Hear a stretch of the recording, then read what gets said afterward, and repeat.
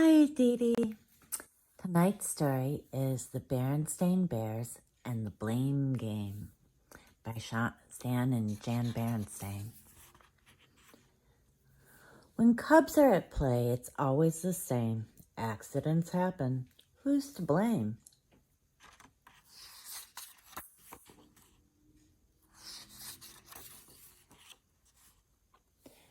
Y'all know the bear family that lives in the big treehouse down a sunny dirt road deep in bear country.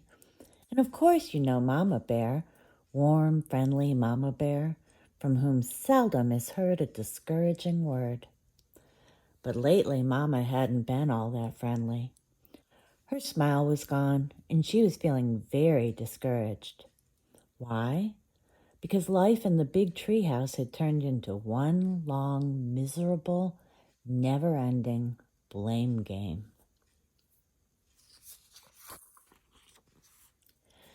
Cries of, "He started it," "No, she started it," and "It was her fault," "No, it was his fault," filled the air from day to night.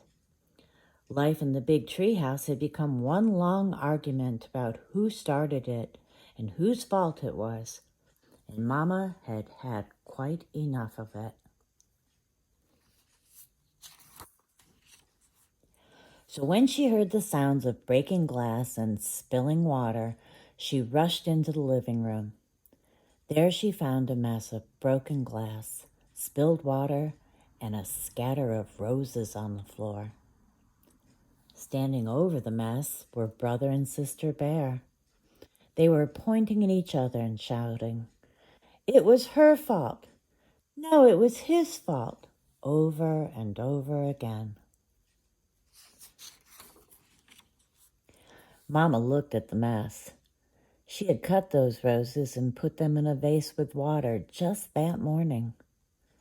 She looked at Brother and Sister, who were still pointing and shouting at each other. It was time to put a stop to the blame game. Mama decided to put her foot down. Hard. So hard, it shook the room. "Enough of this blame game," she shouted. "I want to know who really started it, and I want to know right now." Well, it was like peeling back the layers of an onion. It was enough to make you cry. Mama might have if she hadn't been so angry. And the more Brother and Sister pointed and shouted, the angrier Mama got. "He knocked it over," cried Sister. "He made the mess." "But that was only because she was trying to poke me in the ribs," shouted Brother. "I was not trying to poke him," protested Sister. "I was just trying to tickle him because he tickled me this morning." "But that was because she tickled me last night." "But that was because he put a rubber snake on my bed." "But that was because she put a squeaky toy on my chair and it squeaked when I sat down."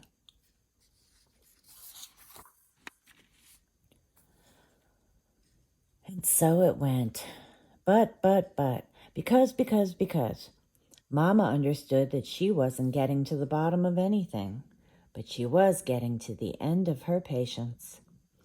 Her head was a whirl with buts, becauses, rubber snakes, squeaky toys, broken glass, spilled water, and scattered roses. "Enough!" she shouted. "Enough of what?" asked Papa Bear. He had been fixing up the downstairs bay window and heard the shouting. "From what I've heard," he said, looking at the mess on the floor, "there's more than enough blame to go around. So instead of playing the blame game, why don't we just go to work and solve the problem? Let's deal with the broken glass for starters. Brother, you fetch the dustpan and broom. Sister, you bring the paper towels from the kitchen." Papa quickly swept up the bigger pieces of broken glass into the dustpan.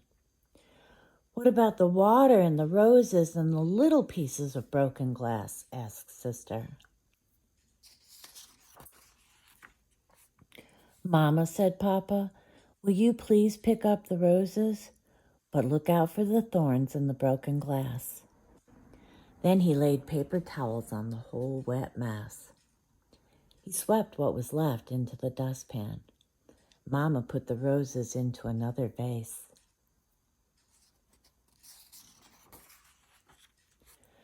Good for Papa. He had put a stop to the blame game. Papa went back to his workshop. The cubs went out to play. But while Papa was putting away his paint and putty, he heard the sound of breaking glass. He rushed outside. The bay window he had just painted and puttied was broken. There stood brother and sister pointing at each other. Sister had a bat. Brother had a glove. There was a baseball in the grass among pieces of broken glass. Papa bit his lip, counted to 10, took a deep breath, and did a very good imitation of a volcano.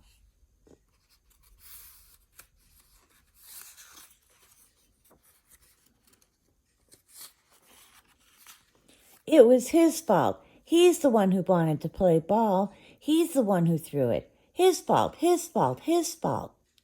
It was her fault. She's the one who hit it. Her fault, her fault, her fault.